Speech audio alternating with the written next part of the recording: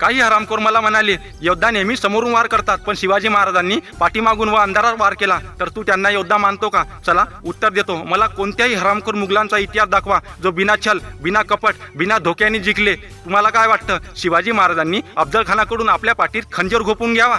एका राजाला आपला देश, आपला धर्म, आपली प्रजा वाचवण्यासाठी हर संभव प्रयास करावा लागतो. तेच शिवाजी महाराजांनी केलं. आपले सगळे योद्धा आपल्या वीरता, आपल्या दिखावा, आपल्या वचनात मारले गेले की लपून वार करणार नाही, नि शस्त्रावर शस्त्र उचलणार नाही. जर आपले सगळे दुश्मन आपल्या पाठीमागून वार करत असताल तर तुम्ही किती वेळा आपली छाती समोर ठेवणार? शिवाजी महाराजांनी या हरामखोराकडून हे सगळं तर शिकले. जर युद्धात जिंकणे मायने ठेवत असेल तर जिंकणार. मग नीती, साम दाम दंड भेद जे असेल ते. जय शिवराय, सीताराम.